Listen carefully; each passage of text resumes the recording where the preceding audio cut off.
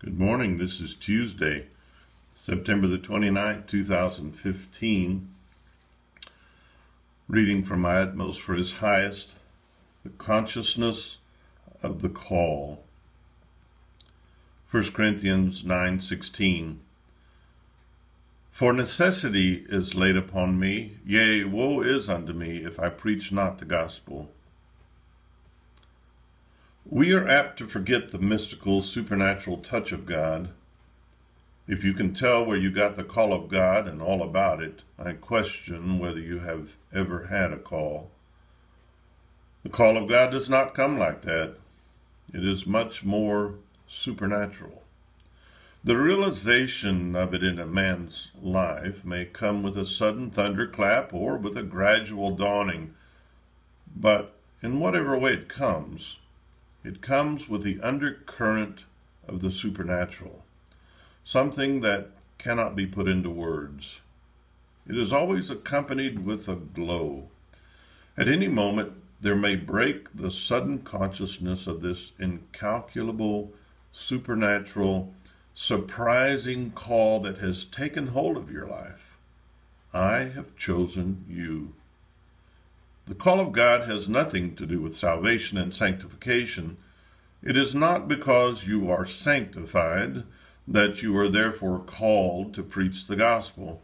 The call to preach the gospel is infinitely different.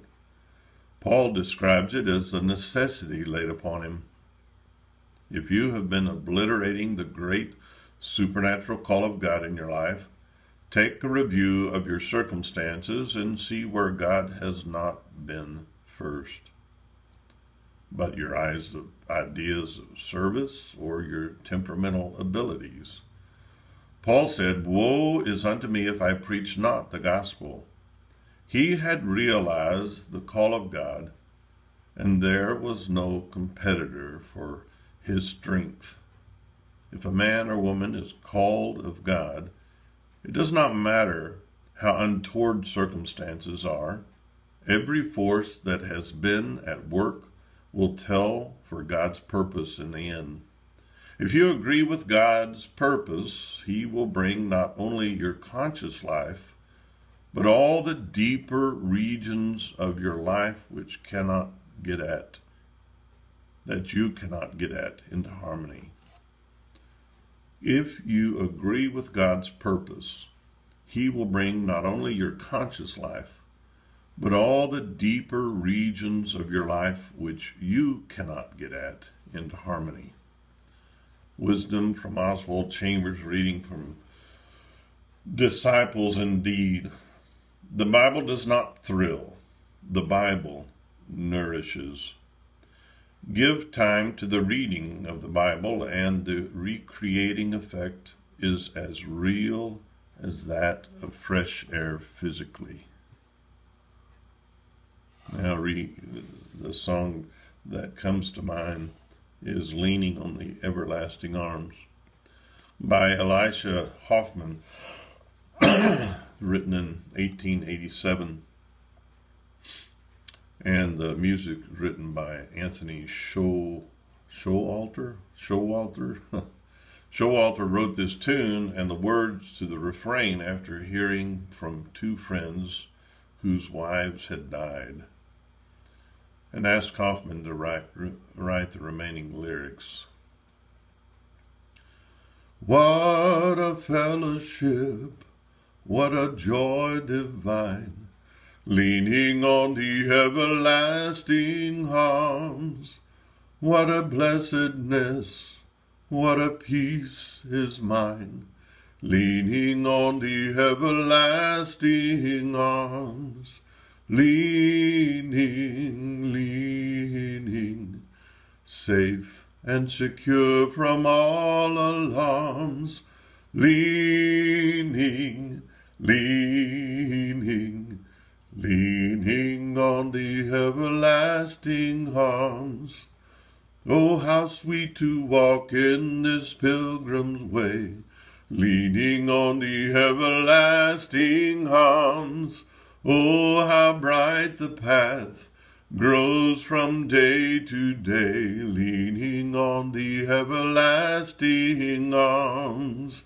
Leaning on Jesus, leaning on Jesus, safe and secure from all alarms. Leaning on Jesus, leaning on Jesus, leaning on the everlasting arms. What have I to dread?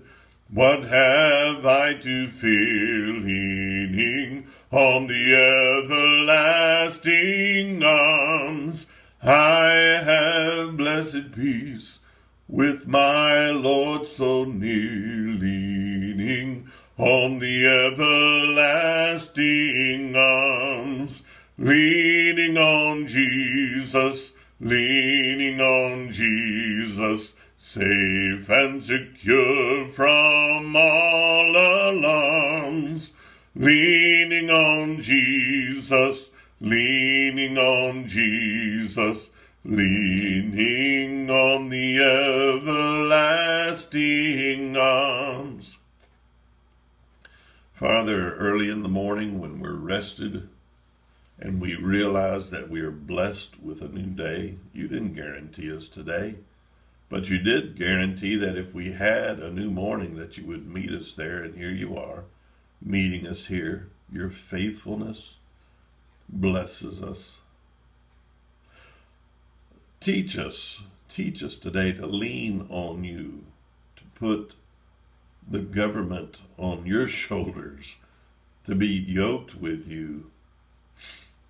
And by this evening, when we are tired and feel worn and put upon, let us learn to lean longer, to rest more completely. Father, let us not look to the temporary to bring us relief, but look to the eternal to bring us resurrection power. Resurrect us today. And let us remember that resurrection requires a crucifixion. We always come to you through the cross, laying down our rights to ourselves and realizing that there's not a shadow in turning of thee, that you are light, that you are holy, that you are complete, and that we are complete in you. In Jesus' mighty name, amen.